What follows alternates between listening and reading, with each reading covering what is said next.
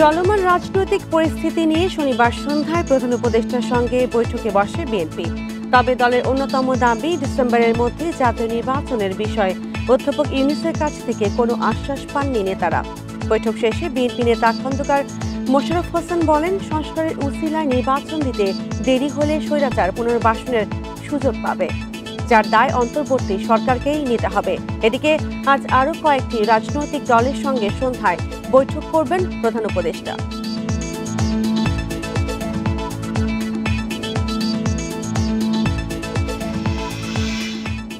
আর এ নিয়ে বিস্তারিত প্রতিবেদন থাকছে সংবাদে। স্বাগত সকাল ৯টার বিরতিহীন ইন্ডিপেন্ডেন্ট সংবাদের সঙ্গে আছে আমি শাজমিন হাসান। এবার জানিয়ে দিচ্ছি শিরোনাম। সংস্কার, গণহত্যার বিচার ও নির্বাচনের রোডম্যাপ চাইল এনসিপি। ভোটের জন্য সময় বেঁধে দেয়নি জামায়াত। এই ঈদে জামা জুতো অ্যাক্সেসরিজের ডিসকাউন্ট।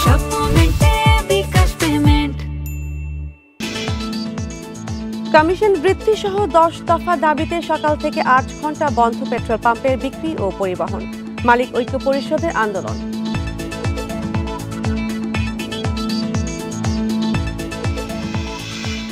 শুনছিলেন প্রধান শিরোনাম, সংবাদে এছাড়াও যা থাকছে। বাজেটে বাড়তে পারে করমুক্ত আয়সীমা, মূল্যস্ফীতি বিবেচনায় 4.5 লাখ টাকা পর্যন্ত কর ছাড়ের প্রস্তাব।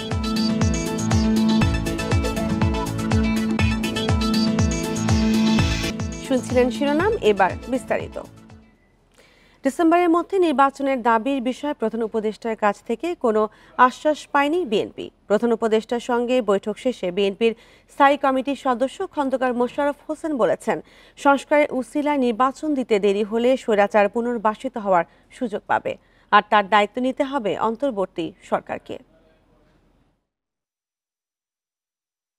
প্রধান উপদেষ্টার সঙ্গে বৈঠক করতে শনিবার সন্ধ্যা 7:15টায় রাষ্ট্রীয় অতিথি ভবন যমুনায় আসেন বিএনপির প্রতিনিধি দল।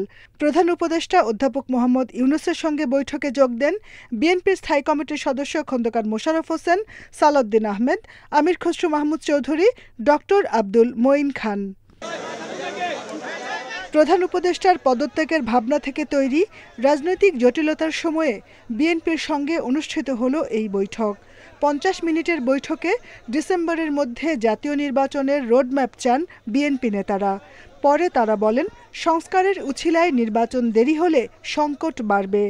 সংস্কার কার্যক্রম অবিলম্বে সম্পন্ন করে ডিসেম্বরের মধ্যে জাতীয় সংসদ নির্বাচন অনুষ্ঠানের জন্য দ্রুত একটি রোডম্যাপ প্রদানের দাবি আমরা জানিয়েছি।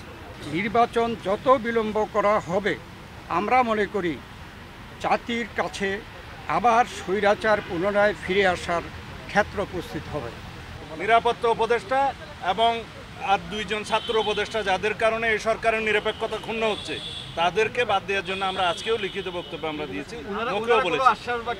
সেই আশ্বাস ওনারা দেখবেন, আমরা আমাদের বক্তব্য দিয়েছি। এদিকে বৈঠক শেষে প্রধান উপদেষ্টার প্রেস সচিব জানান, আগামী বছরের জুনের মধ্যেই নির্বাচন করতে চান অধ্যাপক মোহাম্মদ ইউনূস। যেটা বলেছেন প্রফেসর ইউনূস আজকে তার মিটিংয়ে 3টা পার্টিকে বলেছেন যে ইলেকশন ডিসেম্বর থেকে জুনের মধ্যে হবে। তো জামাত তার এই টাইমলাইনকে সমর্থন জানিয়েছেন এবং বলেছেন যে এটা তাদের সমর্থন আছে। কয়েকজন উপদেষ্টার পদত্যাগের দাবি তুলেছে BNP.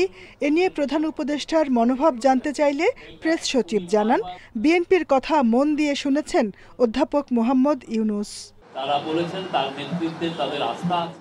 Jahanara Parvin, independent news, Dhaka.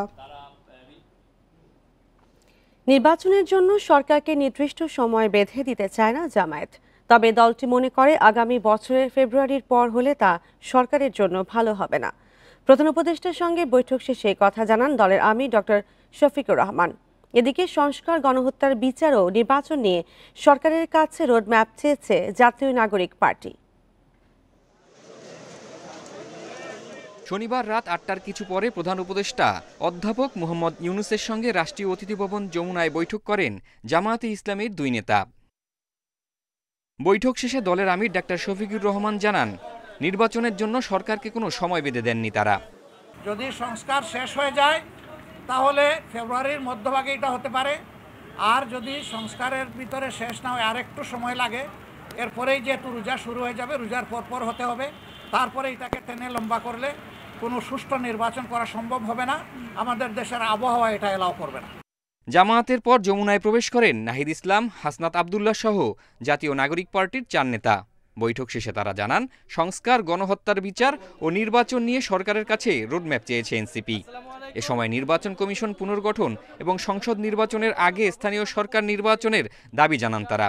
July গণহত্যার বিচার এবং যে সংস্কার প্রক্রিয়া চলমান এবং সংস্কারের যে জুলাই সনদ ঘোষণা হওয়ার কথা, নির্বাচনের কথা বলছি, গণপরিষদ এবং আইনসভা নির্বাচন, এই 3টি সমন্বিত একটি পরিকল্পনা, সুনির্দিষ্ট পরিকল্পনা বা রোডম্যাপ যাতে একত্রে সরকার ঘোষণা করে। এদিকে পদত্যাগ নয়, বিএনপি, জামাত ও এনসিপি প্রধান উপদেষ্টাকে সমর্থন জানিয়েছে উল্লেখ করে প্রেস সচিব জানান, ডিসেম্বর থেকে জুনের মধ্যে হবে নির্বাচন, এর বাইরে নয়। ইলেকশন ডিসেম্বর থেকে জুনের মধ্যে হবে, এইটা উনি বারবার বলেছেন এবং কালকে অনেকগুলো পলিটিক্যাল পার্টি আছে তাদের সাথে উনি, আমার মনে হয় এই কথাটাই উনি, এই যে জুন 30 তারিখ তো একটা সুনির্দিষ্ট ডেট, ঠিক না? উনি বলছেন যে এর বাইরে যাবে না। বৈঠকে এনসিপি আওয়ামী লীগ আমলের সব নির্বাচন অবৈধ ঘোষণার দাবি করেছে বলেও জানান প্রেস সচিব। জাহিদুল ইসলাম, ইন্ডিপেন্ডেন্ট নিউজ, ঢাকা। আজও কয়েকটি রাজনৈতিক দলের সঙ্গে বৈঠকে বসবেন প্রধান উপদেষ্টা অধ্যাপক মোহাম্মদ ইউনূস। সন্ধ্যায় প্রধান উপদেষ্টা সরকারি বাসভবন যমুনায় বৈঠক হওয়ার কথা রয়েছে। সন্ধ্যা 5:45টার বৈঠক ইসলামী আন্দোলনের আমির ও চরমোনাই পীর মুফতি সৈয়দ মোহাম্মদ রেজাউল করিম তার দলের পক্ষ থেকে বৈঠকে অংশ নেবেন। এছাড়াও বাংলাদেশ খেলাফত মজলিস, আমার বাংলাদেশ এবি পার্টি, জমিয়তে উলমায়ে ইসলাম, খেলাফত মজলিস, গণ অধিকার পরিষদ, নিজামী ইসলামী পার্টি ও হেফাজত ইসলামের শীর্ষ নেতারা বৈঠকে অংশ নেবেন বলে জানা গেছে। বৈঠকে সংস্কার, নির্বাচন ও স্বৈরতন্ত্রের সঙ্গে জড়িত ব্যক্তিদের বিচার নিশ্চিত করতে অন্তর্বর্তী সরকারের করণীয় নিয়ে পরামর্শ দেবেন রাজনৈতিক নেতারা। কেউ সরকারের দায়িত্ব পালনে বাধা দিলে তা জনসম্মুখে তুলে ধরা হবে, এই হুঁশিয়ারি দিয়ে বিবৃতি দিয়েছে উপদেষ্টা পরিষদ। এতে বলা হয়েছে, পরাজিত শক্তির ইন্ধন বা বিদেশি ষড়যন্ত্রের কেউ অংশ হলে তাদের বিষয়ে কঠোর সিদ্ধান্ত নেওয়া হবে। শনিবার দুপুরে পরিকল্পনা কমিশনে একনেকের সভার পর প্রধান উপদেষ্টার সভাপতিত্বে হয় উপদেষ্টা পরিষদের বৈঠক। পরে এক বিবৃতিতে বলা হয়, শত বাধা মোকাবেলা করে দায়িত্ব পালন করছে অন্তর্বর্তী সরকার। এতে উল্লেখ করা হয়েছে, জুলাই গণঅভ্যুত্থানের আকাঙ্ক্ষা ধারণ করে সরকার, কিন্তু অর্পিত দায়িত্ব পালনে কেউ কেউ সংকট সৃষ্টি করছে। জনগণকে সাথে নিয়ে তাদের মোকাবেলা করা হয় বলে জানায় উপদেষ্টা পরিষদ। বিবৃতিতে অভিযোগ করা হয়, অযৌক্তিক দাবি ও উদ্দেশ্য প্রণোদিত বক্তব্যের মাধ্যমে জনমনে বিভ্রান্তি ও সংশয় ছড়ানো হচ্ছে।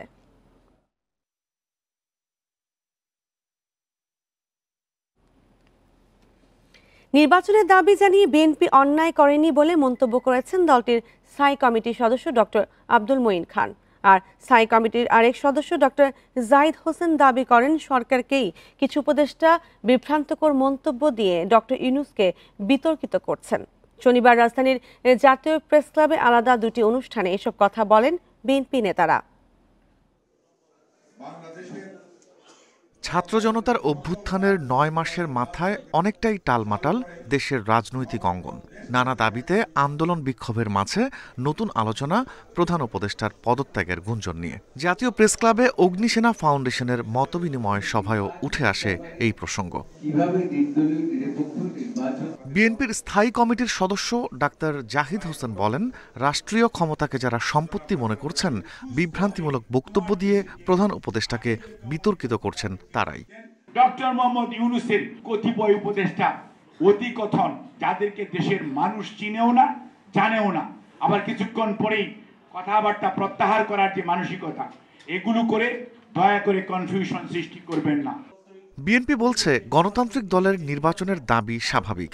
এ নিয়ে গণতন্ত্র বিরোধীরা বাধা দিচ্ছে বলে মন্তব্য করেন দলটির স্থায়ী কমিটির সদস্য ডক্টর মঈন খান। যারা আমাদের অভিহিত করছে, প্রকাশ্য করছে, পত্রিকায় লিখছে যে বিএনপি পাগল হয়ে গিয়েছে, নির্বাচনের জন্য। তো আমরা সুষ্ঠু নিরপেক্ষ নির্বাচনের জন্য যদি পাগল হয়ে থাকি, আমরা তো সঠিক পথেই যাচ্ছি, কারণ আমরা গণতন্ত্র চাই, আমরা তো এটা প্রকাশ্যে বলে থাকি। এখানে অপরাধটা কোথায়?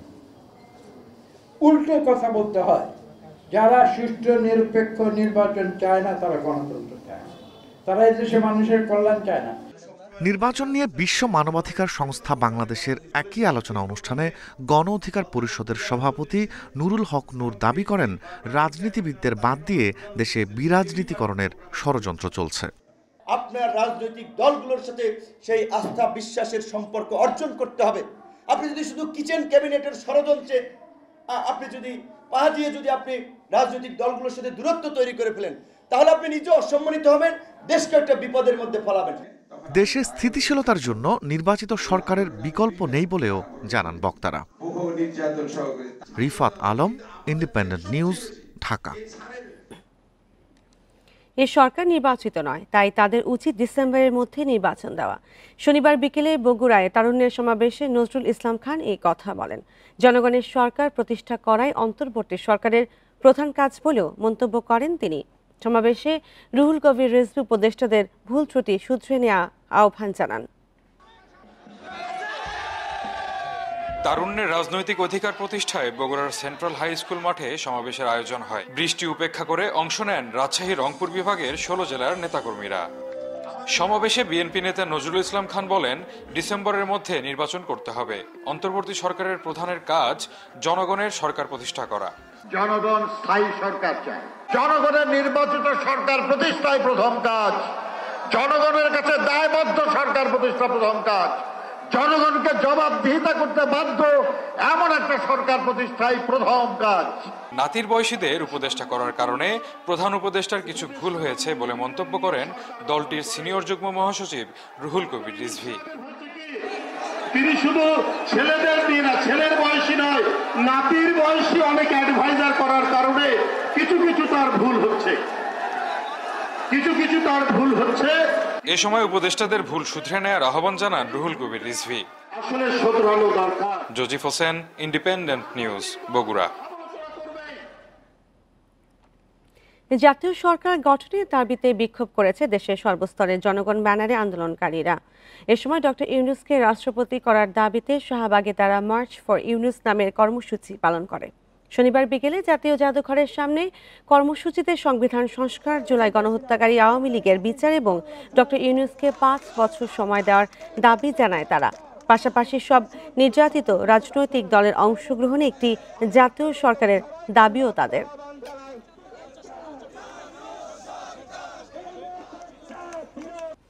কমিশন বৃদ্ধি সহ 10 দাবিতে সকাল 6টা থেকে 8 ঘন্টা সারা দেশে পেট্রোল পাম্প বন্ধ, ডিপো থেকে তেল উত্তোলন ও পরিবহন বন্ধ রয়েছে। পেট্রোল পাম্প ও ট্যাঙ্ক লরি মালিক ঐক্য পরিষদের ডাকে চলছে এই কর্মসূচি। তাদের বিজ্ঞপ্তিতে শনিবারের মধ্যে তেল বিক্রির কমিশন ন্যূনতম 7% করা, ট্যাঙ্ক লরি চালকদের লাইসেন্স নবায়ন ও নতুন লাইসেন্স সহজসহ 10 দফা দাবি পূরণের আহ্বান জানানো হয়। দাবি পূরণ না হওয়ায় আজ সকাল 6টা থেকে দুপুর 2টা পর্যন্ত কর্মবিরতির ঘোষণা দেন তারা। এতে সারা দেশে 4,500 পেট্রোল পাম্প, ডিপো থেকে তেল উত্তোলন ও পরিবহন বন্ধ থাকছে।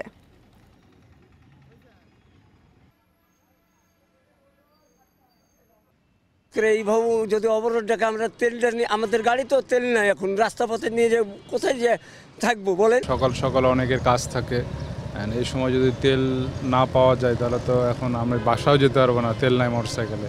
2টা পর্যন্তই আমাদের এটা থাকবে, বলবৎ থাকবে। এরপরে যদি আমরা দেখি যে সরকার আমাদের প্রতি কোনো রকম চিন্তা বা কোনো রকমভাবে আমাদের সঙ্গে বসছে না, তাহলে হয়তো আমরা অসহযোগ আন্দোলনের মধ্যে যাবো। আর এই বিষয়ে আরও জানাতে বগুড়া ও সিলেট থেকে যুক্ত হচ্ছেন সহকর্মীরা। শুরুতেই বগুড়া থেকে যুক্ত হচ্ছেন সহকর্মী জজিফ হোসেন। জজিফ, এই যে কর্মবিরতি, 8 ঘন্টা কর্মবিরতির পর আর কোনো কর্মসূচি আছে কিনা তাদের?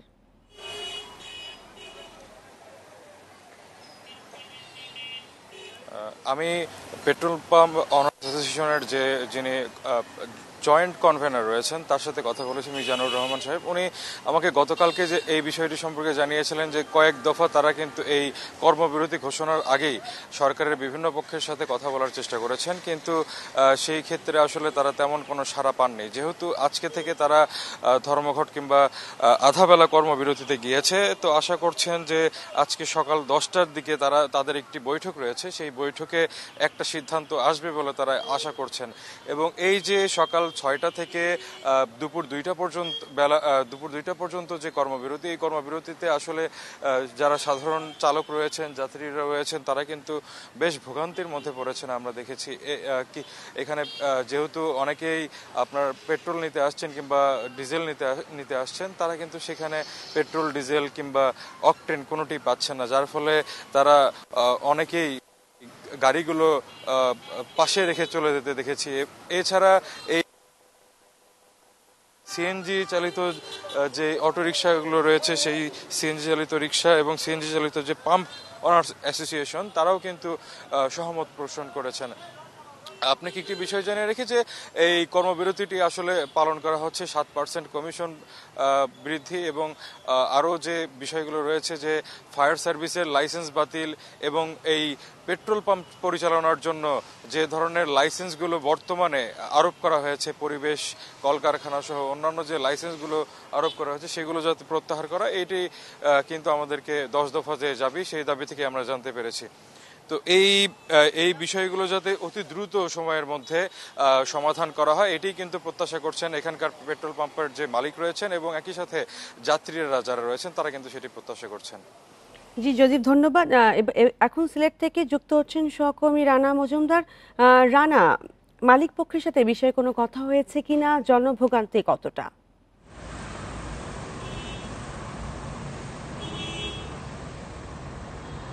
দেখুন, সারা দেশের মতো সিলেটেও কিন্তু তেল বিক্রির কমিশন ন্যূনতম 7% করা সহ অন্যান্য 10টি দাবিতে কিন্তু পেট্রোল পাম্প, পাশাপাশি ট্যাঙ্ক লরি মালিক ঐক্য পরিষদের যারা রয়েছেন, তারা কিন্তু তাদের যে কর্মবিরতি সেটি কিন্তু পালন করছেন। এবং আজকে আপনি জানেন সকাল 6টা থেকে এটি শুরু হয়েছে। আমরা এই মুহূর্তে রয়েছি সিলেটেরই একটি পেট্রোল পাম্পে, এটি হচ্ছে মূলত চৌকিদিকি এলাকায়, এবং এখানকার যারা সংশ্লিষ্ট কর্মকর্তারা যারা রয়েছেন তাদের সঙ্গে এসে আমরা কথা বলেছিলাম।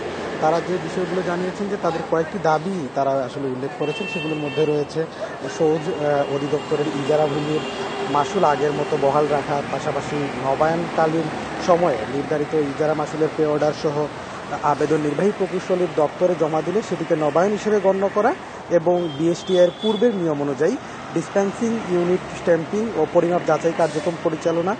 এর বাইরেও আসলে তারা বলছেন যে ঘর কিংবা খোলা জায়গায় অবৈধভাবে মেশিন স্থাপন করে জ্বালানি তেল বিক্রি বন্ধ করা, এরকম আসলে মূলত 10টি দাবিতেই আজকের এই কর্মসূচি তারা পালন করছেন। সেক্ষেত্রে আসলে এখানকার যারা মালিক কিংবা যারা সংশ্লিষ্ট কর্মকর্তারা যারা রয়েছেন তাদের সঙ্গে আমরা কথা বলেছিলাম। তারা যে বিষয়টি জানিয়েছেন যে মূলত আজকে তারা ঢাকায় গিয়েছেন, তাদের যে কেন্দ্রীয় সভা রয়েছে সেখানে মূলত তারা সরকার পক্ষের সংশ্লিষ্ট কর্মকর্তারা যারা রয়েছেন তাদের সঙ্গে কথা বলার চেষ্টা করবেন এবং এক্ষেত্রে তাদের যে দাবি দেওয়াগুলো রয়েছে, যে 10টি দাবি দেওয়াগুলো রয়েছে, সেগুলো যদি আসলে পূরণ না করা হয় তাহলে তারা এই যে আসলে পেট্রোল পাম্প বন্ধ করে দেওয়ার মতো এবং পরবর্তীতে আরও কঠোর কর্মসূচি তারা দিবেন। এবং এক্ষেত্রে আসলে সবচেয়ে বেশি ভোগান্তির সম্মুখীন হচ্ছেন কিন্তু সাধারণ জনগণ।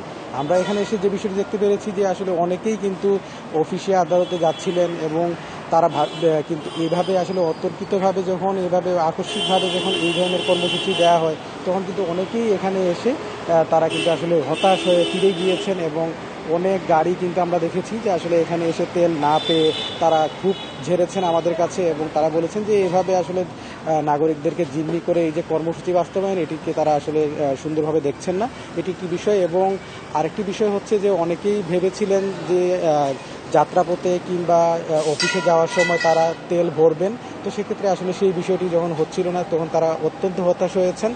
পাশাপাশি আরেকটি বিষয় একটু জানিয়ে রাখতে চাই, সেটি হলো যেই গ্যাস পাম্পগুলো রয়েছে সেখানে কিন্তু আসলে মূলত গ্যাস দেয়া হচ্ছে, তবে তেলের ক্ষেত্রেই মূলত হচ্ছে যে কিংবা পেট্রোল পাম্পের যে তেলের যেই ইয়াগুলো রয়েছে সেখানে কিন্তু আসলে কোনোভাবেই এই কার্যক্রমটি পরিচালিত হচ্ছে না। তো আজকে 2টা পর্যন্ত চলবে এই কর্মসূচিটি এবং তারা জানিয়েছেন যে পরবর্তীতে তারা সরকারের সাথে মিটিংটি সুপ্রসূ না হলে তখন কিন্তু আরও কঠোর কর্মসূচি দিবেন। জি ধন্যবাদ। পাঙ্ক মালিকদের ধর্মঘট এবং সেই বিষয়ে সিলেট ও বগুড়া থেকে জানাচ্ছিলেন সহকর্মীরা। এবার থাকছে আসন্ন বাজেট নিয়ে বিশেষ প্রতিবেদন।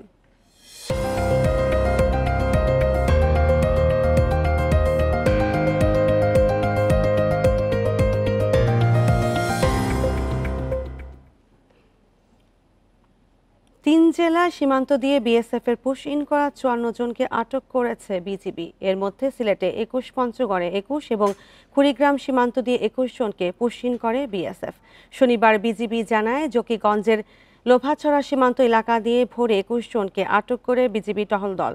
আটকদের মধ্যে 4 জন নারী ও 5 জন শিশু। প্রশাসন বলছে তাদের পরিচয় নিশ্চিতের কাজ চলছে। কুড়িগ্রামের ভুরুঙ্গামারি সীমান্ত দিয়ে 12 জন বাংলাদেশিকে ফেরত পাঠিয়েছে ভারতীয় সীমান্তরক্ষী বাহিনী। বিকেলে তাদেরকে ভুরুঙ্গামারি থানা পুলিশের নিকট হস্তান্তর করে বিজিবি। আটকদের সবাই কুড়িগ্রামের ফুলবাড়ি উপজেলার বাসিন্দা। এদিকে পঞ্চগড় সীমান্তে পুশিন করা নারী শিশুসহ 21 বাংলাদেশি নাগরিককে পরিবারের কাছে ফেরত দিয়েছে প্রশাসন।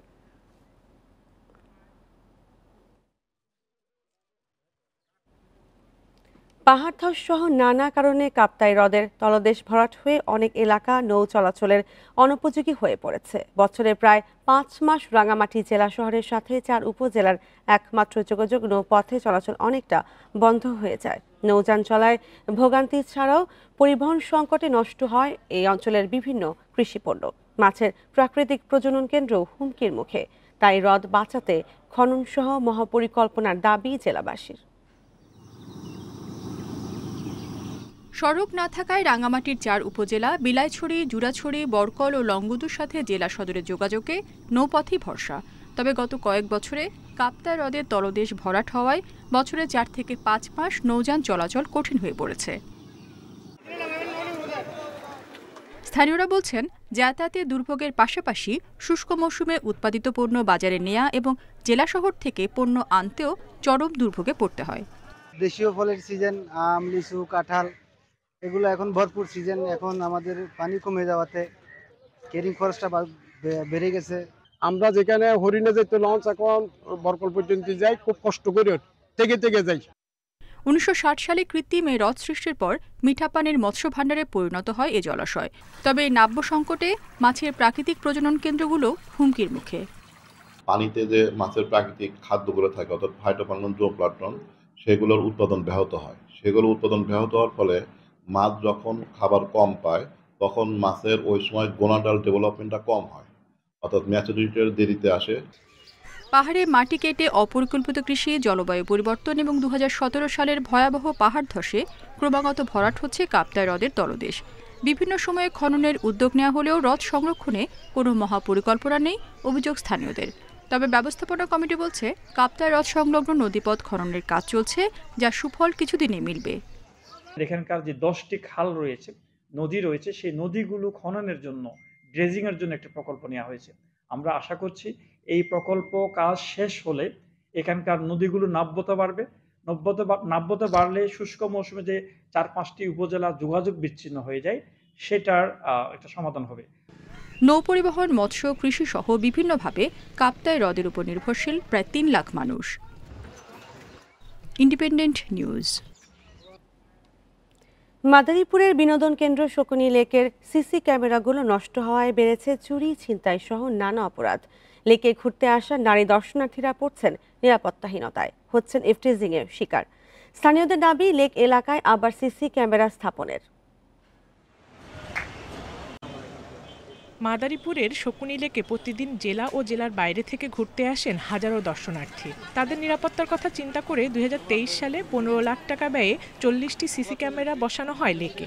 তবে গত কয়েক মাস ধরে ক্যামেরাগুলো অকেজো হয়ে পড়ে আছে। সিসিটিভি ক্যামেরা অকেজো হওয়ায় বিনোদন কেন্দ্রটিতে চুরি, ছিনতাই ও ইফটিজিং সহ নানা অপরাধমূলক কাজ বেড়েছে বলে অভিযোগ স্থানীয়দের। কিশোর গ্যাং আছে, ইফটিজিং এর শিকার হই আর কি আমরা এখানে।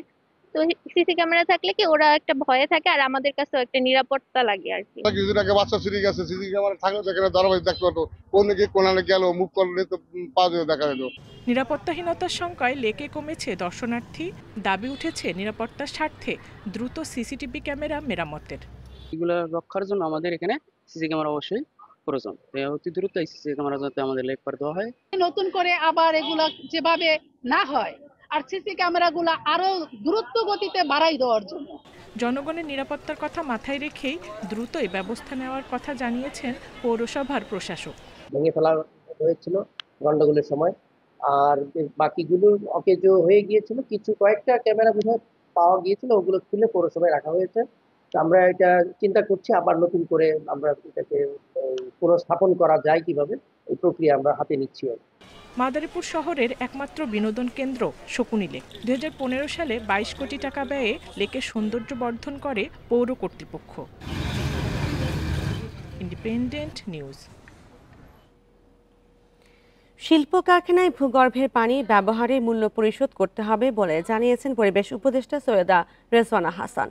এছাড়া নদী দূষণ নিয়ন্ত্রণে এবং শিল্প কারখানার ব্যবহৃত পানি পরিশোধন করে পুনরায় ব্যবহার উপযোগী করার ব্যবস্থা নেওয়ার কথা জানান তিনি। শনিবার সন্ধ্যায় গাজীপুর শহরের পিটিআই অডিটোরিয়ামে নদী ও জলাভূমি সিম্পোজিয়াম অনুষ্ঠানে এসব কথা বলেন তিনি। উপদেষ্টা বলেন, 5 আগস্টের পর যেসব বনভূমি দখল হয়েছে, যেখানে আইনি জটিলতা নেই, সেগুলো আগে উচ্ছেদ করা হবে। এছাড়া যেসব বনভূমিতে আইনি স্থিতাবস্থা নেই, স্থগিতাদেশ নেই, সেগুলোকে টার্গেট করে উচ্ছেদ অভিযান চালানো হবে। এ সময় নদী ও জলাভূমি সিম্পোজিয়াম থেকে 16টি প্রস্তাবনা তুলে ধরা হয়। এই বিষয়ে কার্যকর পদক্ষেপ নেওয়ার আহ্বান জানানো হয়।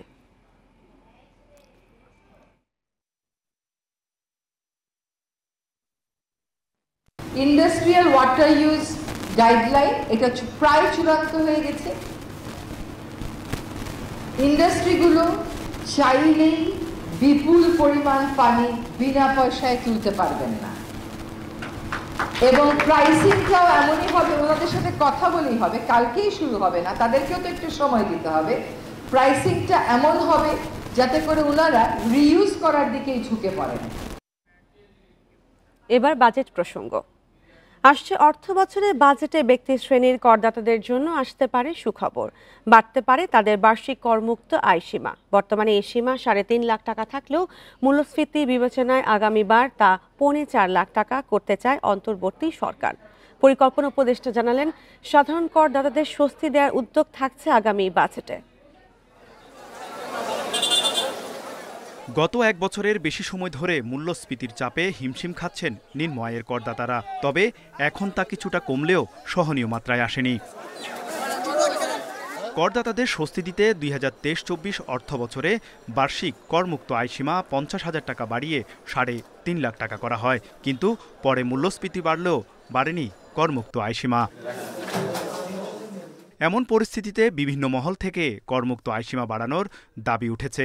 আসন্ন বাজেটে একজন করদাতার বার্ষিক করমুক্ত আয়সীমা 3,75,000 টাকা থেকে 4 লাখ টাকা পর্যন্ত প্রস্তাব করা হতে পারে।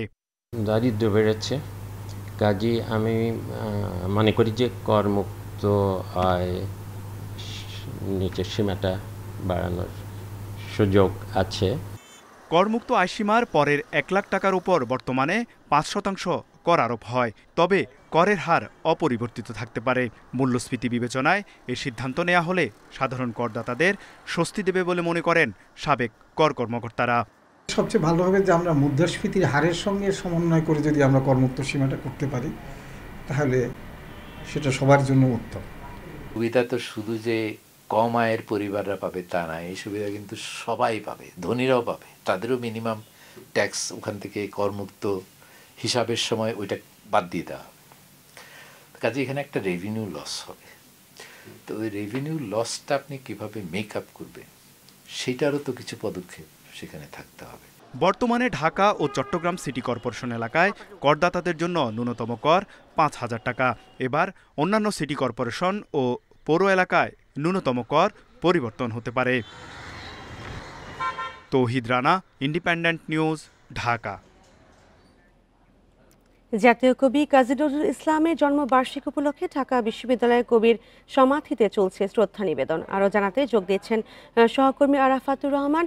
আরাফাত, কবি নজরুলের জন্মবার্ষিকী উপলক্ষে আজ কি কি আয়োজন আছে?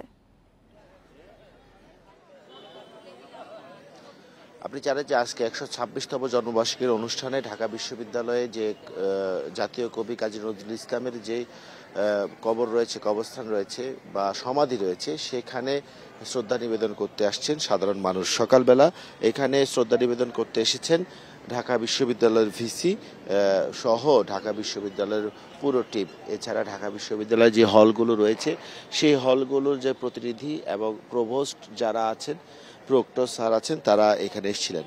তো সকালবেলা ঢাকা বিশ্ববিদ্যালয়ের ভিসি আমাদের যেটি জানিয়েছেন যে একনেকে অনুমোদন হলে জাতীয় কবি কাজী নজরুল ইসলামের নামে ঢাকা বিশ্ববিদ্যালয়ের একটি হলের নামকরণ করা হবে। আপনি জানেন যে ঢাকা বিশ্ববিদ্যালয় কাজী নজরুল ইসলামের নামে কোনো হল এই পর্যন্ত হয়নি।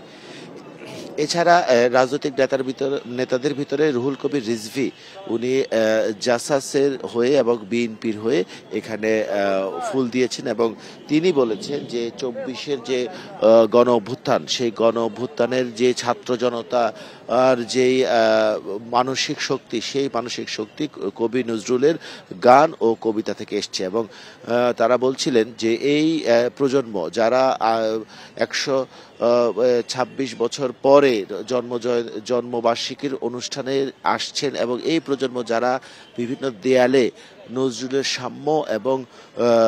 সাম্য এবং প্রতিরোধের যেই ভাষাগুলো শিখেছে এবং সেই ভাষার অনুপ্রেরণা নিয়ে তারা 24-এর গণঅভ্যুত্থান করেছে এবং নতুন বাংলাদেশ ফিরিয়ে দিয়েছে। আর এছাড়া বিভিন্ন রাজনৈতিক ইস্যুতে রুহুল কবির রিজভী কথা বলেছেন। এছাড়া ঢাকা বিশ্ববিদ্যালয় সহ অন্যান্য সংগঠনের নেতাকর্মীরা এখানে এসছেন। আর তাছাড়া সাংস্কৃতিক এবং যে সামাজিক সংগঠন তারাও এখানে এসছেন। আমরা দেখতে পেয়েছি যে বিভিন্ন বিশ্ববিদ্যালয়ের নজরুল গবেষক যারা আছেন তারা এখানে শ্রদ্ধা নিবেদন করতে এসছেন। বাঁশরী, গাংচিল এবং নজরুল গবেষণা ইনস্টিটিউট যে সংগঠনগুলো আছে সেই সংগঠনগুলোর যে প্রধানরা এবং তারা এখানে এসছেন এবং এখানে একটি মনোমুগ্ধকর পরিস্থিতি তৈরি হয়েছে যখনই বিভিন্ন সংগঠনের শিল্পীরা এখানে নজরুলের বিভিন্ন গান গাচ্ছেন এবং ছবি তুলছেন, কবিতা আবৃত্তি করছেন এবং ছোট ছোট সংগঠনগুলো এখানে একটি আসলে নজরুলের যেই গান ও কবিতা, সেই গান ও কবিতার উপস্থাপনের একটা ছোট মঞ্চ হয়ে গেছে আসলে এই সমাধিস্থল। আর আমরা জানি যে এখনো পর্যন্ত এখানে যে নজরুলের যে প্রেমীরা আছেন, তার সাহিত্যের ভক্তরা আছেন, তারা আসছেন এবং প্রাতিষ্ঠানিক এবং ব্যক্তিগতভাবেও তারা এখানে আসছেন। ধন্যবাদ। জাতীয় কবির জন্মদিন আজ এবং সেই বিষয়ে ঢাকা বিশ্ববিদ্যালয় থেকে জানাচ্ছিলেন সহকর্মী আরাফাতুর রহমান। প্রয়োজনীয় জনবলের অভাবে পড়ে আছে দিনাজপুরের হাজী মোহাম্মদ দানেশ বিজ্ঞান ও প্রযুক্তি বিশ্ববিদ্যালয়ের প্রায় 100 কোটি টাকা ব্যয়ের 10 তলা একাডেমিক ভবন। উদ্বোধনের 1.5 বছরেও নিয়োগ হয়নি পর্যাপ্ত জনবল, নেই প্রয়োজনীয় উপকরণ। পরিষ্কার পরিচ্ছন্নতার অভাবে আবর্জনা স্তূপে পরিণত ভবনটি। গবেষণা ও শ্রেণীকক্ষের সংকট সমাধানে নির্মাণ হয় এই 10 তলা ভবন। তবে প্রয়োজনীয় আসবাব, যন্ত্রাংশ আর উপকরণের অভাবে বেশিরভাগ ক্লাসরুম, ল্যাব ফাঁকা পড়ে আছে। জমেছে ধুলোর আস্তরণ। 7টি লিফটের 5টি বেশিরভাগ সময় অচল থাকে বলে অভিযোগ শিক্ষার্থীদের। সেগুলোর মান নিয়েও রয়েছে সংশয়। লিফটে আটকে যাওয়ার মতো দুর্ঘটনা স্বাভাবিক হয়ে দাঁড়িয়েছে। লিফটের মধ্যে ছাত্ররা 20-25 মিনিট ধরে তারা আটকে ছিল, এমনও অবস্থা তারা অনেকেই কান্না করে দিছে। এরকম অবস্থা, এই ঘটনাগুলো বারবার ঘটছে। সব জায়গায় বেঞ্চ নাই ঠিক মতো ক্লাস করার মতন, তারপর এই ময়লা আবর্জনা। শুধুমাত্র প্রশাসন না, এটা বিশ্ববিদ্যালয়ের ছাত্রদেরকেও এগিয়ে আসতে হবে এগুলোর ম্যানেজমেন্ট বা সংরক্ষণের জন্য, সঠিকভাবে ইউজ করার জন্য। দ্রুত প্রয়োজনীয় জনবল নিয়োগ আর উপকরণ বরাদ্দ দিয়ে সংকট সমাধানের আশ্বাস বিশ্ববিদ্যালয়ের। আমাদের যে লোকবল প্রয়োজন ওই বিল্ডিংয়ের জন্য, সেটা আমাদের বর্তমানে নেই। এটা ব্যবস্থা না করেই বিল্ডিংটা আসলে খুলে দেওয়া হয়েছিল। এই ব্যবস্থাপনার জন্য লোকবল সংগ্রহের উদ্দেশ্যে আমরা ইউজিসির কাছে পত্র লিখেছিলাম। 2018 সালের 27 মে একাডেমিক ভবন নির্মাণের ভিত্তিপ্রস্তর স্থাপন করা হয়। Independent news. কোরবানির ঈদে গোপালগঞ্জে এবারের চমক 20 মণ ওজনের ষাঁড় হিটলার শাহিওয়াল জাতের গরুটি দৃষ্টি কেড়েছে সবার। গরুটির দাম চাওয়া হচ্ছে 5,80,000 টাকা। পটুয়াখালীর কলাপাড়ায় সবার আকর্ষণে রয়েছে ফ্রিজিয়ান জাতের ষাঁড় কালু। প্রায় 25 মণ ওজনের ষাঁড়টি দেখতে প্রতিদিনই ভিড় করছেন স্থানীয়রা। কোরবানি উপলক্ষে গোপালগঞ্জের ঘোষেরচর উত্তরপাড়ার আকাশমোল্লা প্রায় 800 কেজি ওজনের গরু প্রস্তুত করেছেন। 4 বছর আগে তাদের পালে জন্ম নেয় পাকিস্তানি শাহিওয়াল জাতের বাছুর। শান্ত স্বভাবের ষাঁড়টির নাম রাখেন হিটলার। গত বছর কোরবানির হাটে দাম কম হওয়ায় বিক্রি করা হয়নি ষাঁড়টি। ঘাস গম সহ দেশীয় খাবার খাইয়ে বড় করে তোলা ষাঁড়টির ওজন প্রায় 20 মণ, যার দাম চাওয়া হয়েছে 5,80,000 টাকা। এর রশি ছাড়াই আমি সবসময় পালন করছি, আর সম্পূর্ণ প্রাকৃতিক খাবার দিয়ে লালন পালন করা হয়েছে। এই গরু রশি ছাড়া টাউনে আমার ছেলে গরু নিয়ে বেড়ায়, আমার ছেলে সামনে থাকে, আমি থাকি পিছে, কোনো লোক হামলা করে না। ইতিমধ্যে হিটলার এলাকায় সাড়া ফেলেছে। প্রতিদিনই ষাঁড়টি দেখতে ভিড় করছেন উৎসুক জনতা। আমরা এই গরুর সাথে খেলা করি, ঘাড়ে উঠি চুলকাই দিই, রাস্তায় বসে ওর সাথে ঘুরি। সবাই হাতাচ্ছে, ধরতিছে, আমরা যে গরুর সামনে দাঁড়ায় আছি, গরুটা খুব নরম ভদ্র। পটুয়াখালীতে আলোচনার কেন্দ্রবিন্দুতে ফ্রিজিয়ান জাতের ষাঁড় কালু। দৈর্ঘ্যে 10 ফুট ও প্রস্থে 7.5 ফুটের বিশাল দেহের ষাঁড়টির ওজন প্রায় 25 মণ। ষাঁড়টির দাম চাওয়া হয়েছে 8 লাখ টাকা। দানাদারটা কম খাওয়াই, ঘাস বেশিরভাগ ঘাস খাওয়াই, 25 মণ ওয়েট আছে। গরু লালন পালনের বিভিন্ন পরামর্শ দিয়েছেন উপজেলা প্রাণী সম্পদ কর্মকর্তা। খামারিদের সব ধরনের সহযোগিতা দেওয়ার পাশাপাশি নতুন খামারিদের অনুপ্রাণিত করা হচ্ছে বলেও জানান তিনি। এবং তার সাথে হচ্ছে আমাদের সার্বক্ষণিক যোগাযোগ, আমাদের পরামর্শ, এগুলো তার সাথে হচ্ছে আমাদের কন্টিনিউ আছে। এতে যারা গবাদি পশু লালন পালন করতে চায় স্বাস্থ্যসম্মত উপায়ে, বৈজ্ঞানিকভাবে, তাদেরকে আমরা বিভিন্ন সময় ট্রেনিং দিয়ে থাকি, পরামর্শ দিয়ে থাকি। পটুয়াখালীর কলাপাড়ায় ছোট বড় মিলিয়ে প্রায় 90টির মতো গরু ছাগলের খামার রয়েছে। এবছর উপজেলায় কোরবানির জন্য প্রস্তুত রয়েছে 22,000 গরু, মহিষ ও ছাগল। Tanzil Hasnat, Independent News. আর এই ছিল এখনকার সংবাদে। ধন্যবাদ সবাইকে।